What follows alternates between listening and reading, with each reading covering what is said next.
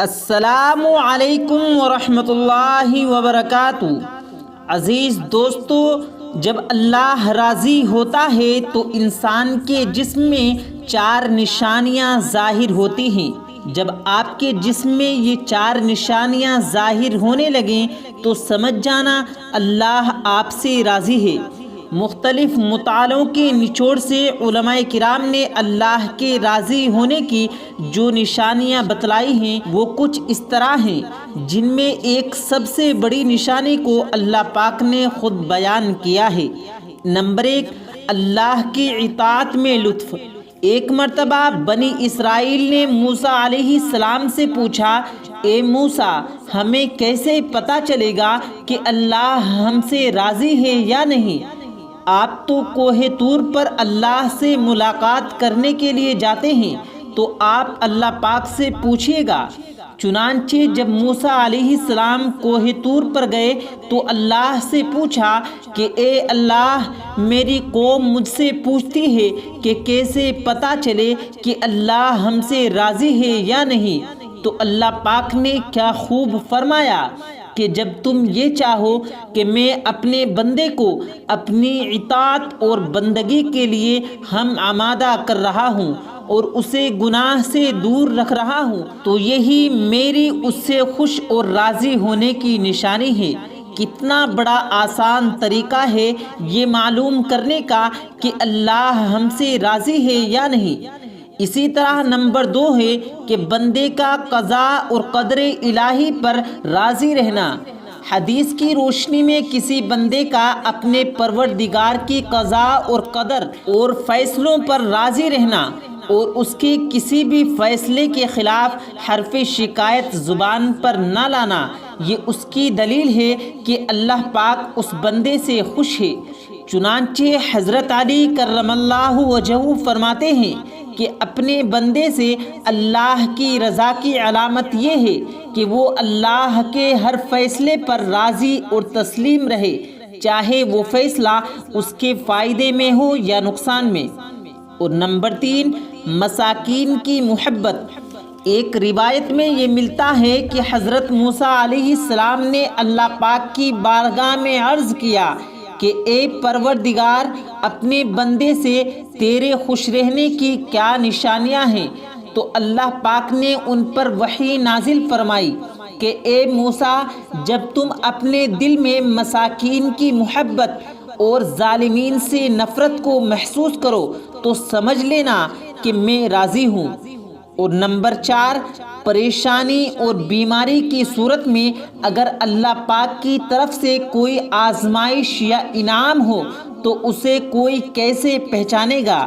مثلا ایک آدمی پر بیماری یا پریشانی آئی ہے تو وہ پریشانی اور بیماری سزا بھی ہو سکتی ہے اور آزمائش بھی ہو سکتی ہے اور وہ انعام بھی ہو سکتا ہے۔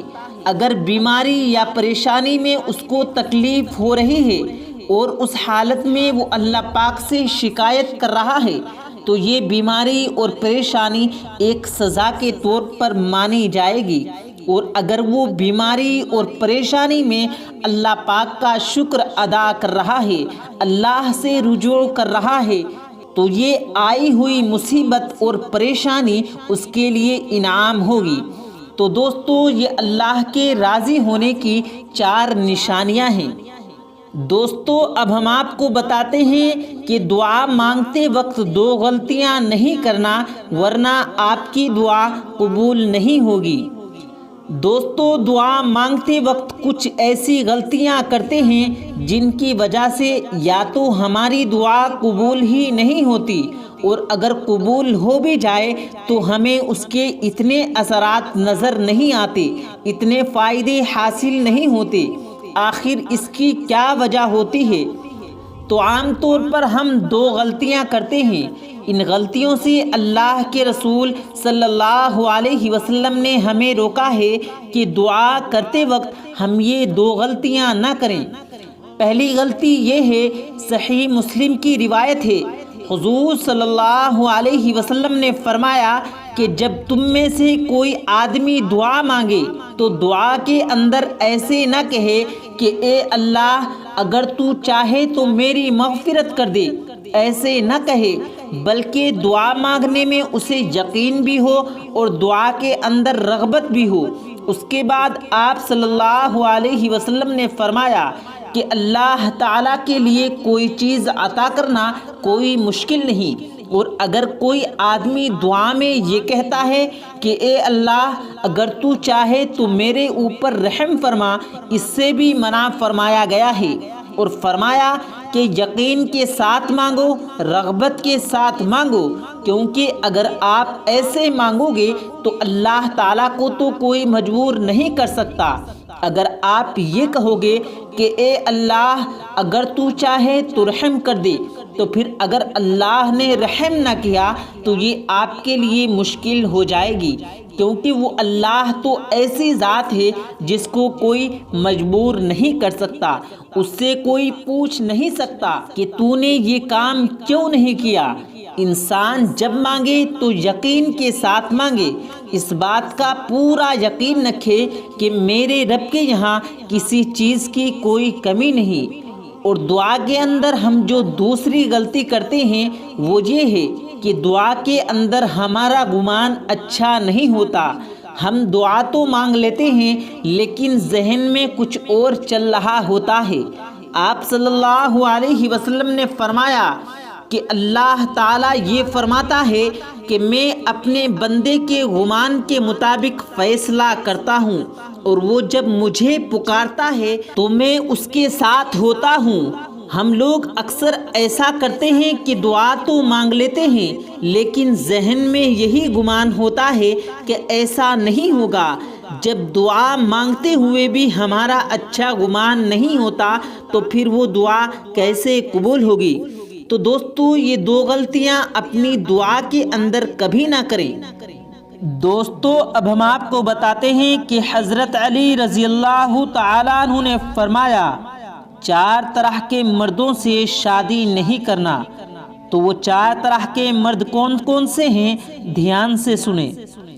تمام عورتوں کے لیے نصیحت ہے۔ حضرت علی رضی اللہ تعالیٰ عنہ نے فرمایا تم کبھی بھی رشتہ کرنے لگو تو ان 4 مردوں سے بچ کے رہو۔ یہ 4 نشانیاں جن مردوں میں پائی جاتی ہیں وہ بے وفا ہوتے ہیں اور عورت کو تکلیف دیتے ہیں۔ نمبر 1، وہ آدمی جو شرابی ہو، شراب کا عادی ہو، ایسے مرد سے کبھی شادی نہ کرنا۔ اور نمبر 2، وہ مرد جو ہم جنس پرست ہو، ایسا مرد کبھی عورت کو سکون نہیں دے سکے گا، اور یہ وہی گناہ ہے جس کی وجہ سے اللہ پاک نے قوم لوط کو تباہ و برباد کر دیا تھا۔ اور نمبر 3، وہ آدمی جو سود کھانے والا ہو، جس کا کاروبار سودی ہی ہو، کیونکہ اس کی آمدنی میں برکت نہیں ہوگی، اور اگر آمدنی میں برکت نہ ہو تو گھر میں سکون نہیں ہوگا، ایسے مرد سے بھی کبھی شادی نہ کرنا۔ اور نمبر 4، وہ مرد جو عورتوں کی صحبت اختیار کرتا ہو، عورتوں کے پاس زیادہ بیٹھتا ہو، عورتوں کی مجلسوں میں زیادہ جاتا ہو، ایسے مرد اس قابل نہیں کہ ان سے رشتہ کیا جائے۔ تو دوستو یہ وہ 4 مرد ہیں جن سے حضرت علی رضی اللہ تعالیٰ عنہ نے شادی کرنے سے منع فرمایا ہے۔ جب تک کہ وہ اپنے اندر سے یہ تمام غلطیاں، یہ تمام برائیاں دور نہ کر لیں تو ان سے شادی نہ کی جائے۔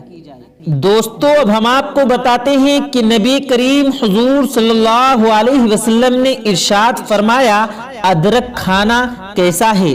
دوستو ادرک ایک ایسی چیز ہے جو بطور غذا 5000 سال سے کھانے میں اور دوائیوں میں استعمال کی جاتی ہے، اور یہ ادرک پیارے نبی صلی اللہ علیہ وسلم کو بہت زیادہ پسند تھا، جیسا کہ حضرت ابو سعید خدری رضی اللہ تعالیٰ عنہ کی روایت ہے کہ ایک مرتبہ روم کے شہنشاہ نے نبی کریم صلی اللہ علیہ وسلم کی خدمت میں ادرک کا ایک بڑا ٹکڑا بطور غذا تحفے میں پیش کیا۔